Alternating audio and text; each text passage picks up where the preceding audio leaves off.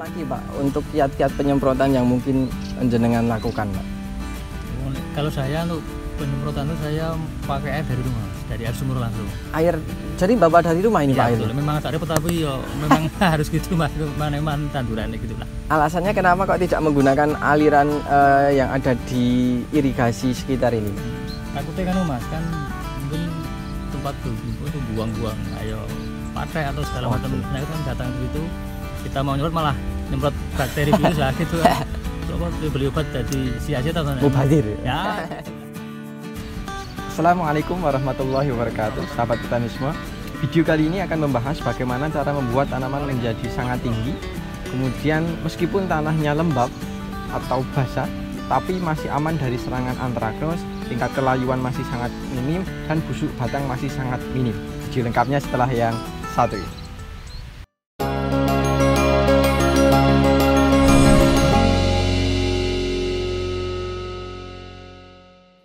Oke, baik sahabat petani semua, kembali lagi bersama saya Zaki di channel Mitra Bertani TV. Seperti yang telah saya jelaskan di awal tadi, pada kesempatan kali ini kita akan membahas cara budidaya tanaman cabai yang tanamannya sangat tinggi. Bisa teman-teman lihat, saya berdiri di bawah tanaman cabai yang tingginya itu sekitar 2 meter. Kemudian sistem perakarannya atau sistem tanahnya itu sangat lembek atau sangat jenuh dengan air. Kemudian di samping itu ruas antar batang itu juga sangat panjang. Dan sedikit bocoran, ini sudah petik ke 12 kali dengan perolehan sekitar 1 kintal 30 kilo. Antraknosanya masih sangat minim, kemudian busuk batang dan tingkat kelayuan bisa dikatakan sangat-sangat minim. Padahal harusnya ini tingkat serangan patogen penyakit ini cukup tinggi karena intensitas hujan juga masih cukup lebat. Tanpa lama lagi kita akan langsung masuk pada sesi wawancara. Oke, baik sahabat petani semua, di hadapan saya sudah ada sang pemilik lahannya langsung. Monggo Pak, mungkin bisa memperkenalkan diri. Ya, selamat siang, nama saya Sukrisno. Saya beralamat di Dusun Canggaran, Kelurahan Somokaton, Kecamatan Luar, Kabupaten Magelang, Jawa Tengah. Pak Sukrisno yang beralamat di Kecamatan Luar, Kabupaten Magelang ya Pak. Mohon maaf Pak, ini sedikit mengganggu waktunya ini karena melihat kondisi tanaman Pak Sukris. Ini menurut saya sangat menarik. Yang pertama adalah tanamannya itu sangat tinggi, mungkin hampir 2 meter ini Pak, rata-rata 2 meter. Kok bisa setinggi ini, gimana Pak ini ceritanya? Dulu itu tumpang sari mas nih. Tumpang sari dengan apa ini Pak? Dulu sama buncis. Sama buncis. Jadi penanamannya bareng ini Pak? Bareng, hampir sama. Oke. Berarti ini di lubang sebelahnya ini ya Pak ya? Iya. Oke, jadi berdekatan dengan tanaman buncis, umurnya bareng, kemudian karena buncis pertumbuhannya lebih cepat atau lebih awal, sehingga mungkin tanaman cabai itu kekurangan sinar gitu ya Pak ya? Sehingga pertumbuhannya agak sedikit terhambat atau mengalami etiolasi atau tumbuhnya itu meninggi, sehingga sistem percabangan itu dari bawah tidak ada. Kemudian ruas antar batang itu sangat panjang. Kemudian ini Pak, setelah buncis dipanen, apakah ada kendala Pak untuk tanaman cabainya? Didandani lagi Pak. Berikan pemupukan yang cukup ekstra itu ya. ini karena awalnya itu terhambat, kemudian untuk memulihkan itu perlu sedikit tenaga ekstra gitu ya Pak. Kalau boleh tahu Pak, varietasnya apa Pak ini? Ini ori mas. Ori 212, kemudian jarak tanamnya berapa Pak? Ini 55 dari 50. Kemudian kalau ke samping kanan 40 ini, ya. 40. Berarti 50 kali 40. Ya. Setiap lubang tanam isi ada yang satu, ada yang dua ya Pak ya. Tapi kebanyakan satu ya Pak ya. Kebanyakan. Kemudian kalau untuk total populasinya sendiri ini sekitar berapa Pak? Dulu sekitar 1.600 ya. 1.600 itu total keseluruhan. Iya gitu. betul. Oke, jadi total ke populasi adalah sekitar 1.600. Hal yang sangat menarik lagi ini adalah ini Pak, apakah tanahnya itu memang benar tidak pernah kering? Kalau saya melihat kan ini sepertinya basah terus ini Pak. Iya betul mas, ini kalau musim hujan ini wah hampir saya nggak raiso buang banyu gitu loh, nggak bisa membuang air itu. Karena dengan saluran pembuluh ruangan tingginya sama atau gimana itu Pak? Ini hampir sama, dari sebelah kan tanahnya hampir sama mas. Hampir sama, jadi untuk membuang air itu cukup kesulitan. Ini kalau didalamkan lagi udah nggak bisa ya Pak ya? Enggak. Udah nggak bisa karena dengan saluran pembuangan itu sejajar itu, jadi air kurang bisa mengalir. Tentunya ini akan ada dampak buruknya ketika tanah tidak pernah kering gitu ya Pak, karena lembab terus berarti ya Pak ini, apalagi di musim hujan. Oke, berarti awal tanah ini selalu jenuh dengan air. Kemudian kalau untuk pengocoran sering atau tidak Pak ini? Dulu awal mas, awal dari apa tuh pas saya nanam buncis sama itu. Kalau itu hampir cuma 2 kali. 2 kali. Kalau saat ini berarti sudah tidak? Nggak pernah lagi. Kalau dulu Kocor itu menggunakan apa itu? Saya itu dulu power soil sama ultradap. Power soil sama ultradap, kemudian yang kedua? Juga itu mas. Oh berarti itu pas awal-awal masih dengan buncis, kemudian dengan pas pemulihan itu menggunakan hanya Kocor 2 kali itu ya Pak? Selebihnya tidak pernah Kocor. Alasannya apa Pak? Kok tidak dikocor lagi? Apa ya? Karena ya waktu lah mas. Tapi saya semprot itu aja. Oke, jadi nutrisi itu lebih cenderung lewat atas itu ya Pak. Meskipun menyadari bahwa nutrisi akan kurang karena pemberian nutrisi via Kocor itu kurang disarankan apabila tanahnya terlalu jenuh dengan air ya Pak ya. Mungkin cukup beresiko gitu ya Pak ya. Makanya lebih condong untuk via spray. Pupuk di awal menggunakan ultradap atau nitrogen dan fosfat sekitar 12 dan 60%, kemudian ditambah dengan power soil atau asam humat. Itu hanya 2 kali di awal tanam dan selebihnya tidak pernah melakukan pengocoran lagi deh Pak. Jadi fokusnya di atas. Kalau ini berarti diberikan pupuk susulan Pak ini? Di lubang bawah ini apakah lubang yang diperuntukkan untuk lubang susulan? Iya betul Mas, itu dulu pernah pas sama Tumpang Sari itu saya pupuk Ponska itu sama sedikit ya. TS, Ponska dan sedikit ZA. Kemudian kedua kali? 2 kali itu saya pupuk susulan lagi itu Ponska sama KCL. Ponska sama KCL. 2 kali tok itu. Iya. Oke, jadi pupuk susulan itu cenderung diberikan dalam ditaju ya Pak atau ditugal karena sistem perakaran itu sudah cukup basah. Jadi sedikit beresiko apabila diberlakukan pengocoran. Makanya melakukan pemupukan susulan itu di lubang susulan ya Pak, tidak pas di lubang tanam itu ya Pak ya. Iya. Karena sistem perakaran itu sudah menjalar dan sudah cukup jauh dari batang utamanya, maka beliau memberikan di tengah-tengah antar tanaman itu ya, antar tanaman. Itu sama kan mas, saya itu nutupnya pakai kawur sama nitroganik. Oh, karena mungkin jauh malas toh, saya nutupnya pegang. Tapi ada manfaatnya juga itu Pak, mungkin pH tanahnya jadi tidak terlalu drop karena diberikan dolomit gitu, jadi pH-nya tetap stabil gitu. Jadi beliau untuk mengakali daripada nutup dengan tanah, mending ditutup menggunakan dolomit ya Pak. Oke, jadi tanaman ini mengalami etiolasi atau pertumbuhan yang kurang seimbang, jadi sangat tinggi.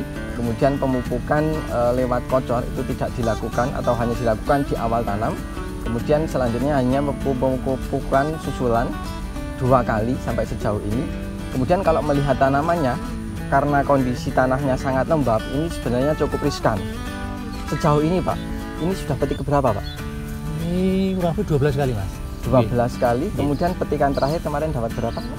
Yang ke 11 itu kurang lebih 65 kilo. 65 kilo. Yang 12 tuh ya sedikit tambah lah, sekitar 1 kintal 30 kilo. 1 kintal 30 untuk ukuran tanah ini kurang dari 1000 meter persegi kurang mungkin? Mas, ini kurang lebih 900 meter ini. 900 dengan populasi 1600 itu pun masih dikurangi, yang mungkin ada yang double kemudian ada yang mati. Ya. Kemarin terakhir dapat 1 kintal 30. Iya. Kemarin pas harga berapa itu? Kurang lebih 59 Pak. Alhamdulillah berarti ini Pak. Kalau dari segi kelabatan ini bisa dikatakan cukup lebat ya Pak ya. Jadi petikan ke-12 kemarin dapat 1 kintal 30.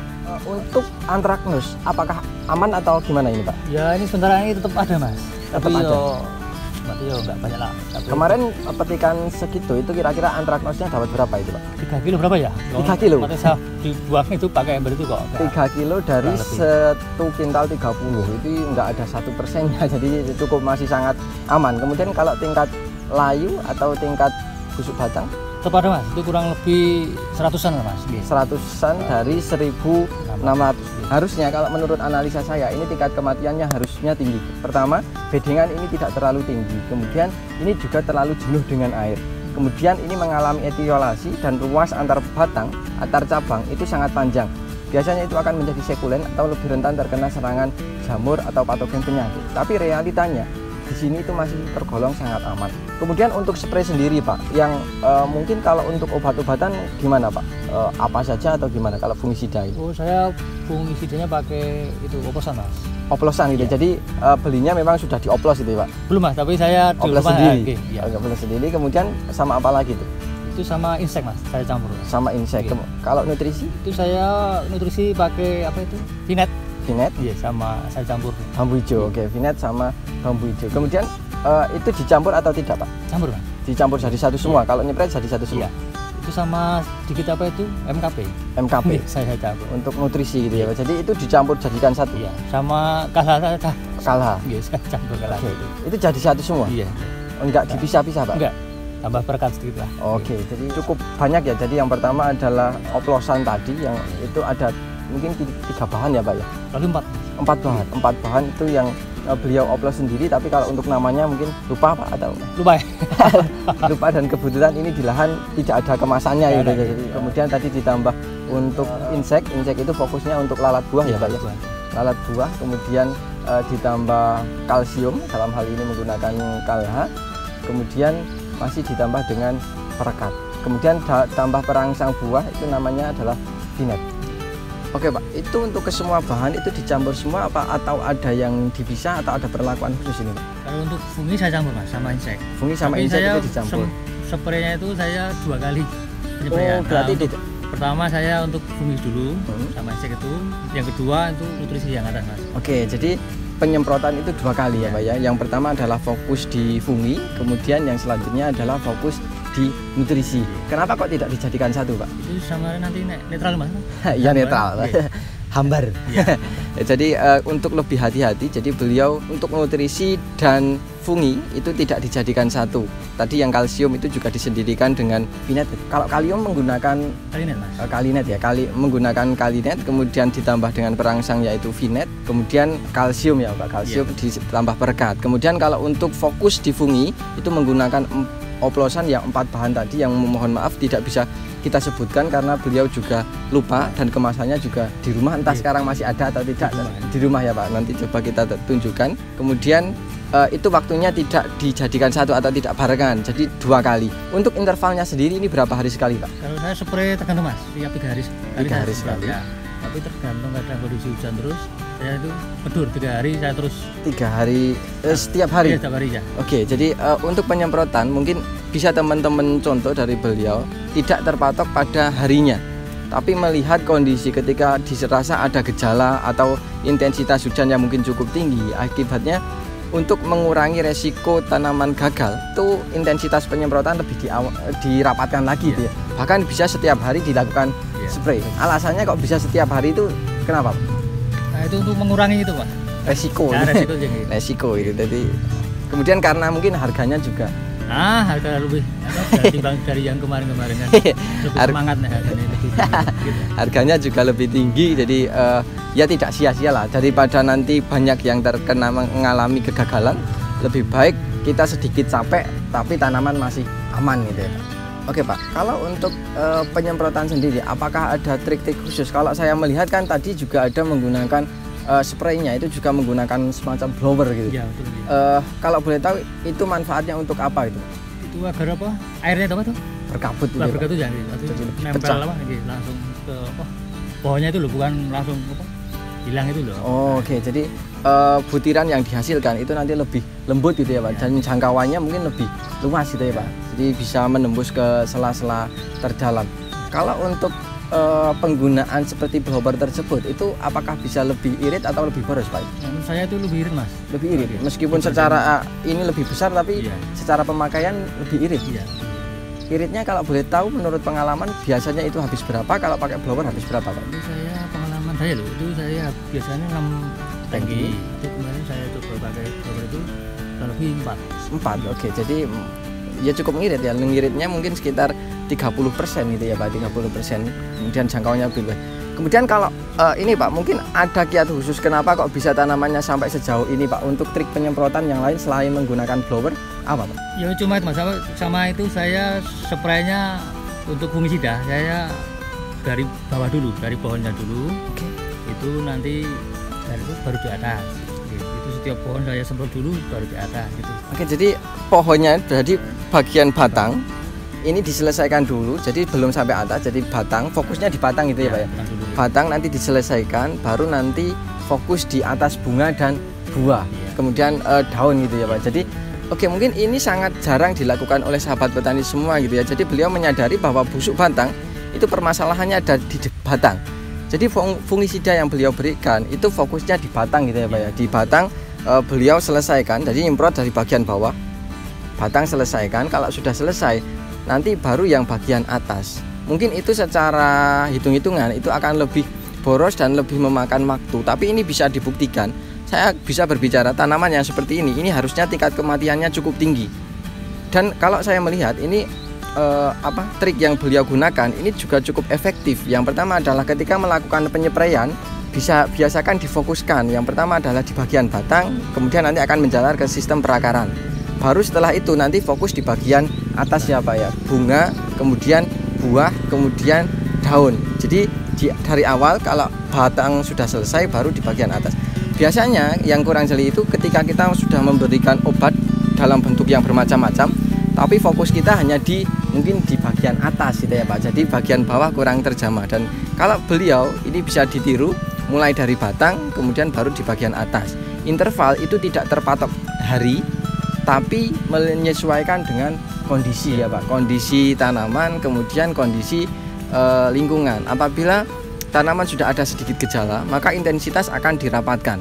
Kemudian karena harganya sedang tinggi, sangat sayang apabila nanti terjadi kelayuan atau busuk batang yang sifatnya adalah menjalar. Biasanya kalau ada yang sudah terkena layu atau busuk batang biasanya menjalar ya Pak ya? Iya.